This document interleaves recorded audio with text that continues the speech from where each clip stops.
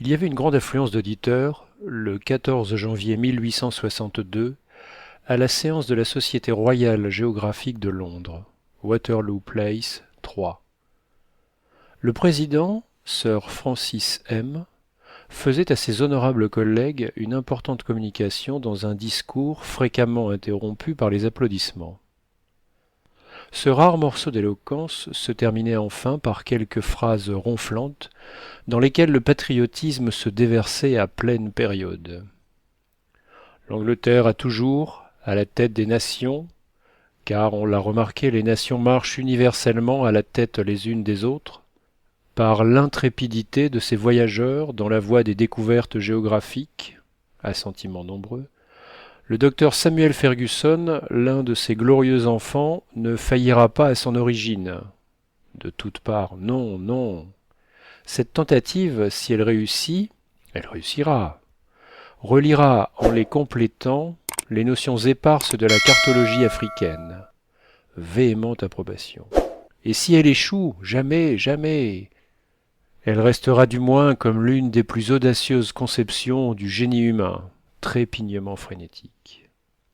Hurrah, hurrah, fit l'assemblée électrisée par ces émouvantes paroles. Hurrah pour l'intrépide Fergusson, s'écria l'un des membres les plus expansifs de l'auditoire. Des cris enthousiastes retentirent. Le nom de Fergusson éclata dans toutes les bouches, et nous sommes fondés à croire qu'il gagna singulièrement à passer par des gosiers anglais. La salle des séances en fut ébranlée. Ils étaient là pourtant, nombreux, vieillis, fatigués, ces intrépides voyageurs que leur tempérament mobile promena dans les 5 parties du monde. Tous, plus ou moins, physiquement ou moralement, ils avaient échappé aux naufrages, aux incendies, aux tomahawks de l'Indien, aux casse-têtes du sauvage, aux poteaux du supplice, aux estomacs de la Polynésie. Mais rien ne put comprimer les battements de leur cœur pendant le discours de Sir Francis M. Et, de mémoire humaine, ce fut là certainement le plus beau succès oratoire de la Société royale géographique de Londres. Mais, en Angleterre, l'enthousiasme ne s'en tient pas seulement aux paroles. Il bat monnaie plus rapidement encore que le balancier de The Royal Mint, la monnaie de Londres. Une indemnité d'encouragement fut votée séance tenante en faveur du docteur Fergusson et s'éleva au chiffre de 2500 livres, 62 500 francs. L'importance de la somme se proportionnait à l'importance de l'entreprise. L'un des membres de la société interpella le président sur la question de savoir si le docteur Fergusson ne serait pas officiellement présenté. Le docteur se tient à la disposition de l'Assemblée, répondit Sir Francis M. Qu'il entre, s'écria-t-on, qu'il entre. Il est bon de voir par ses propres yeux un homme d'une audace aussi extraordinaire. Peut-être cette incroyable proposition, dit un vieux commodore apoplectique, n'a-t-elle eu d'autre but que de nous mystifier. Et si le docteur Fergusson n'existait pas, cria une voix malicieuse. Il faudrait l'inventer, répondit un membre plaisant de cette grave société. Faites entrer le docteur Fergusson, dit simplement Sir Francis M. Et le docteur entra au milieu d'un tonnerre d'applaudissements, pas le moins du monde ému d'ailleurs. C'était un homme d'une quarantaine d'années, de taille et de constitution ordinaire. Son tempérament sanguin se trahissait par une coloration forcée du visage. Il avait une figure froide, aux traits réguliers, avec un nez fort, le nez en proue de vaisseau de l'homme prédestiné aux découvertes. Ses yeux fort doux, plus intelligents que hardis, donnaient un grand charme à sa physionomie. Ses bras étaient longs et ses pieds se posaient à terre avec l'aplomb du grand marcheur. La gravité calme respirait dans toute la personne du docteur, et l'idée ne venait pas à l'esprit qu'il pût être l'instrument de la plus innocente mystification. Aussi, les hurrahs et les applaudissements ne cessèrent qu'au moment où le docteur Fergusson réclama le silence par un geste aimable. Il se dirigea vers le fauteuil préparé pour sa présentation, puis, debout, fixe, le regard énergique, il leva vers le ciel l'index de la main droite, ouvrit la bouche et prononça ce seul mot, Excelsior. Non, jamais interpellation inattendue de messieurs Bright et Cobden, jamais demande de fonds extraordinaire de Lord Palmerston pour cuirasser les rochers de l'Angleterre n'obtinrent un pareil succès. Le discours de Sir Francis M. était dépassé, et de haut. Le docteur se montrait à la fois sublime, grand, sobre et mesuré. Il avait dit le mot de la situation. Excelsior. Le vieux Commodore, complètement rallié à cet homme étrange, réclama l'insertion intégrale du discours Fergusson dans The Proceedings of the Royal Geographical Society of London, bulletin de la Société royale géographique de Londres. Qu'était donc ce docteur et à quelle entreprise allait-il se dévouer? Le père du jeune Fergusson, un brave capitaine de la marine anglaise, avait associé son fils dès son plus jeune âge aux dangers et aux aventures de sa profession. Ce digne enfant, qui paraît n'avoir jamais connu la crainte, annonça promptement un esprit vif, une intelligence de chercheur, une propension remarquable vers les travaux scientifiques. Il montrait en outre une adresse peu commune à se tirer d'affaire. Il ne fut jamais embarrassé de rien, pas même de se servir de sa première fourchette, à quoi les enfants réussissent si peu en général. Bientôt, son imagination s'enflamma à la lecture des entreprises hardies, des explorations maritimes. Il suivit avec passion les découvertes qui signalèrent la première partie du XIXe siècle. Il rêva la gloire des Mungo Park, des Bruce, des Caillé, des Levaillant, et même un peu, je crois, celle de Selkirk, le Robinson Crusoé, qui ne lui paraissait pas inférieur. Que d'heures bien occupées il passa avec lui dans son île de Juan Fernandez. Il approuva souvent les idées du matelot abandonné. Parfois, il discuta ses plans et ses projets. Il eût fait autrement, mieux peut-être, tout aussi bien à coup sûr. Mais, chose certaine, il n'eût jamais fui cette bienheureuse île, où il était heureux comme un roi sans sujet. Non, quand il se fut agi de devenir premier lord de l'amirauté. Je vous laisse à penser si ces tendances se développèrent pendant sa jeunesse aventureuse, jetée aux quatre coins du monde. Son père, en homme instruit, ne manquait pas d'ailleurs de consolider cette vive intelligence par des études sérieuses en hydrographie, en physique et en mécanique, avec une légère teinture de botanique, de médecine et d'astronomie. À la mort du digne capitaine, Samuel Fergusson, âgé de 22 ans, avait déjà fait son tour du monde. Il s'enrôla dans le corps des ingénieurs bengalais et se distingua en plusieurs affaires. Mais cette existence de soldat ne lui convenait pas. Se souciant peu de commander, il n'aimait pas à obéir. Il donna sa démission et, moitié chassant, moitié herborisant, il remonta vers le nord de la péninsule indienne et la traversa de Calcutta à Surat. Une simple promenade d'amateur.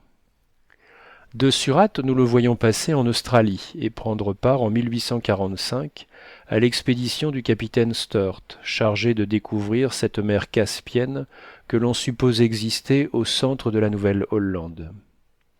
Samuel Fergusson revint en Angleterre vers 1830 et plus que jamais possédé du démon des découvertes. Il accompagna jusqu'en 1853 le capitaine McClure dans l'expédition qui contourna le continent américain du détroit de Behring au cap Farewell. En dépit des fatigues de tout genre et sous tous les climats, la constitution de Fergusson résistait merveilleusement. Il vivait à son aise au milieu des plus complètes privations. C'était le type du parfait voyageur, dont l'estomac se resserre ou se dilate à volonté, dont les jambes s'allongent ou se raccourcissent suivant la couche improvisée, qui s'endort à toute heure du jour et se réveille à toute heure de la nuit. Rien de moins étonnant dès lors que de retrouver notre infatigable voyageur, visitant de 1855 à 1857 tout l'ouest du Tibet, en compagnie des frères Schlaginweit, et rapportant de cette exploration de curieuses observations d'ethnographie. Pendant ces divers voyages, Samuel Fergusson fut le correspondant le plus actif et le plus intéressant du Daily Telegraph. Ce journal à un penny, dont le tirage monte jusqu'à 140 000 exemplaires par jour, et suffit à peine à plusieurs millions de lecteurs. Aussi le connaissait-on bien, ce docteur, quoiqu'il ne fût membre d'aucune institution savante, ni des sociétés royales géographiques de Londres, de Paris, de Berlin, de Vienne ou de Saint-Pétersbourg, ni du Club des voyageurs, ni même de Royal Polytechnic Institution, où trônait son ami, le statisticien Cockburn. Ce savant lui proposa même un jour de résoudre le problème suivant, dans le but de lui être agréable. Étant donné le nombre de milles parcourus par le docteur autour du monde, combien sa tête en a-t-elle fait de plus que ses pieds, par suite de la différence des rayons? Ou bien, étant connu ce nombre de milles parcourus par les pieds et par la tête du docteur, calculer sa taille exacte à une ligne près. Mais Fergusson se tenait toujours éloigné des corps savants, étant de l'église militante et non bavardante. Il trouvait le temps mieux employé à chercher qu'à discuter, à découvrir qu'à discourir. On raconte qu'un Anglais vint un jour à Genève avec l'intention de visiter le lac. On le fit monter dans l'une de ces vieilles voitures où l'on s'asseyait de côté comme dans les omnibus. Or il advint que, par hasard, notre Anglais fut placé de manière à présenter le dos au lac. La voiture accomplit paisiblement son voyage circulaire, sans qu'il songeât à se retourner une seule fois, et il revint à Londres enchanté du lac de Genève. Le docteur Fergusson s'était retourné, lui, et plus d'une fois pendant ses voyages, et si bien retourné qu'il avait beaucoup vu. En cela d'ailleurs il obéissait à sa nature, et nous avons de bonnes raisons de croire qu'il était un peu fataliste, mais d'un fatalisme très orthodoxe, comptant sur lui et même sur la Providence. Il se disait poussé plutôt qu'attiré dans ses voyages, et parcourait le monde semblable à une locomotive qui ne se dirige pas, mais que la route dirige. Je ne poursuis pas mon chemin, disait-il souvent, c'est mon chemin qui me poursuit. On ne s'étonnera donc pas du sang-froid avec lequel il accueillit les applaudissements de la société royale. Il était au-dessus de ses misères, n'ayant pas d'orgueil et encore moins de vanité. Il trouvait tout simple la proposition qu'il avait adressée au président Sir Francis M. et ne s'aperçut même pas de l'effet immense qu'elle produisit. Après la séance, le docteur fut conduit au Travellers Club, dans Pall Mall. Un superbe festin s'y trouvait dressé à son intention. La dimension des pièces servies fut en rapport avec l'importance du personnage, et l'esturgeon qui figura dans ce splendide repas n'avait pas 3 pouces de moins en longueur que Samuel Fergusson lui-même. Des toasts nombreux furent portés avec les vins de France aux célèbres voyageurs qui s'étaient illustrés sur la terre d'Afrique.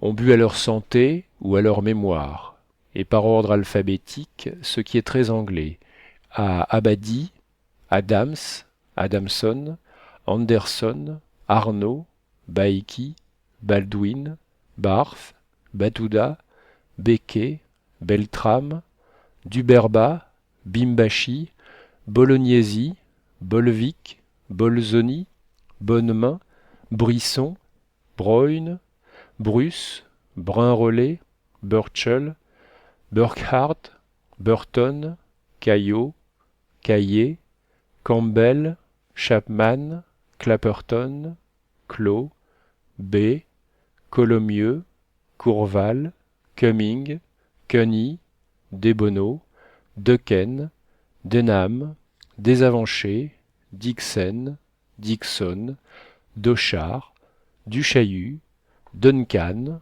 Durand, Duroulet, Duverrier, Erard, d'Escayrac de Lauture, Ferré, Fresnel, Galinier, Galton, Geoffroy, Golbery, Anne, Alme, Arnier, Heckart, Euglin, Horneman, Houfton, Humbert, Kaufmann, Noblescher, Krapf, Kummer, Lafargue, Lingue, Lajaille, Lambert, L'Amiral, Lamprière, John Lander, Richard Lander, Lefebvre, Lejean, Levaillant, Livingstone, McCarthy, Magyar, Maison, Malzac, Moffat, Molien, Montero, Morrison, Mungo Park, Nemans, Overwood, Panet, Partario, Pascal, Peirce, Peddy, Penay, Petherick, Poncet, Prax, Raffnel, Rath, Rebman, Richardson, Riley, Ritchie, Rocher d'Héricourt, Rangawi, Rocher, Ruppel, Saunier, Speck, Steedner, Thibault, Thomson, Thornton, Toole, Tousny, Trotter, Tuckey, Tyrwhitt, Vaudet, Vessière, Vincent, Vinco, Vogel, Walberg, Warrington, Washington, Werne, Wild, et enfin au docteur Samuel Fergusson qui, par son incroyable tentative, devait relier les travaux de ces voyageurs et compléter la série des découvertes africaines. Fin du premier chapitre.